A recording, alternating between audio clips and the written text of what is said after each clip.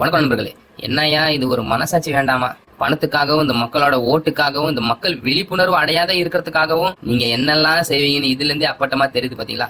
இந்த தமிழ்நாட்டு மக்களை குடிக்க வச்சு நாசம் பண்ணி ஒரு பெரிய ராஜாங்கத்தையே நடத்திட்டு வந்த உங்களோட கோட்டைக்குள்ள ஓட்டைய போட்டாரு சீமான்.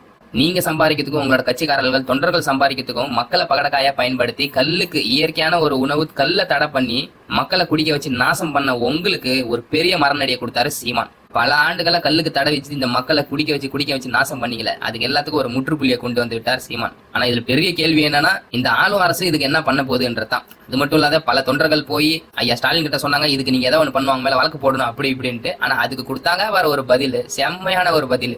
முதல்ல அவர் இறக்கிறது கல்லா இல்ல பதநீரான்னு கண்டுபிடிக்கணும்னு சொல்லி சொன்னாரு. செம்ம. அது கல்லா இருந்தா என்ன, பதநீரா இருந்தா என்ன? நீங்க இத்தனை ஆண்டுகள்லாம் மக்களை ஏமாத்தி நீங்க காசுல சாராயத்தை குடிக்க வச்சு மக்களை வீணடிச்சிட்டு வந்தீங்க. எத்தனையோ பணம் தொழிலாளி விவசாயிகள் எல்லாம் பாதிக்கப்பட்டாங்க. ஆனா இன்னைக்கு பல விவசாயிகளோட ஆதரவு நாம் தமிழர் கட்சி பக்கம் திரும்ப ஆரம்பிச்சிருச்சு. இன்னைக்கு உலகம் முழுக்க இதை பத்தி தான் பேச்சு. இன்னைக்கு தமிழ் மண்ணுக்காகவும் மக்களுக்காகவும் நிக்குதுன்னு சொன்னா அது நாம் தமிழர் கட்சி மட்டும்தான். இதுல இந்த திமுக அரசு ரொம்ப ட்ரிக்ஸா கையாளுறாங்க. உதாரணத்துக்கு இந்த நேரத்துல போய் சீமான் மேல வழக்கு போட்டா இன்னும் 6 மாதத்துல தேர்தல் இருக்குது. கண்டிப்பா சீமானுக்கு இது ஒரு பெரிய பலனா இருக்கும். இந்த சமயத்துல நம்ம எதுவும் பண்ணக்கூடாது. ஏற்கனவே மக்களோட ஆதரவு ரொம்ப கூடிக்கிட்டு வருது. இதுல இது வேற நம்ம பண்ண போனா கண்டிப்பா இன்னும் ஆதரவு கூடி வரப்போற 2026 சட்டமன்ற தேர்தலில் ஆட்சி கையை விட்டு போறதுக்கான வாய்ப்பு கூட இருக்குது. அதனால இப்ப நம்ம அடக்கிதான் வாசிக்கணும்னு ஒரு முடிவு எடுத்திருக்கிறார் ஸ்டாலின் அவர்கள். அதுக்குதான் அந்த உப்புக்கு சப்பான ஒரு வார்த்தை, அது கல்லா இல்ல பதநீரான்னு ஃபர்ஸ்ட் பாக்கணும். கல்லா இருந்தா கண்டிப்பா வழக்கு போடுவோம் அப்படின்னு ஸ்டாலின் அவர்கள் சொல்லியிருக்கிறார். இது மட்டுமா, இன்னும் ஸ்பெஷல் ஐட்டம்லாம் இருக்குது. இன்னும் திருச்செந்தூர் குடமுழுக்குல இருந்து எடுத்து ஆடு மாடு மேய்க்கிற நேச்சர் நிலங்கள்ல கொண்டு போய் அங்க ஒரு பெரிய போராட்டத்தை உருவாக்க வேண்டியது நிறைய விஷயங்கள் இருக்குது. இதெல்லாம் சும்மா ட்ரெய்லர் தானே. எவ்வளவு ஆண்டுகளா இந்த விவசாயி மக்களுக்கு ஒரு வழி இல்லாத அவங்களோட வாழ்வாதாரத்துக்கு ஒரு கேள்விக்குறியான ஒரு அரசியலை இந்த திமுக அரசும் இந்த ஆளும் அரசு எல்லாம் எடுத்துட்டு வந்த இந்த காலகட்டத்துல இனிமேட்டு விவசாயிகளோட கொடிதான் உயர பறக்க போகுது.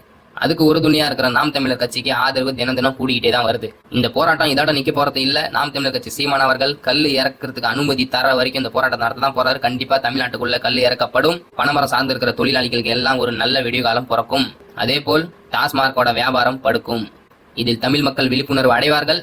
தமிழுக்கு ஒரு விடிவு காலம் பிறக்கும். இவர்கள் செஞ்சது கொஞ்சம் நஞ்ச அராஜகமா? ஏற்கனவே மக்களை சாராயத்தை ஊத்தி குடிக்க வச்சு வீணாக்கிறது மட்டும் இல்லாத வாங்குற சரக்குக்கு மேல 10 ரூபா 5 ரூபான்னு எக்ஸ்ட்ரா வாங்கி இவர்கள் அவர்களோட சொத்து சேர்த்தது மட்டும் இல்லாத தமிழ் மக்களை ஒரு பொருட்டாவே நினைக்காத கல்லுக்கும் தடை போட்டு வச்சு இன்னைக்கு மக்களை குடிக்க வச்சு நாசம் பண்ணிட்டு வரது மட்டும் இல்லாத எத்தனையோ பெண்கள் இந்த தாலி அறுத்துட்டு வராங்க. இந்த சாபெல்லாம் சும்மா விடுமா? இந்த சாபத்துக்கு எல்லாம் ஒரு முன்னோடியாதான் இது இருக்குது.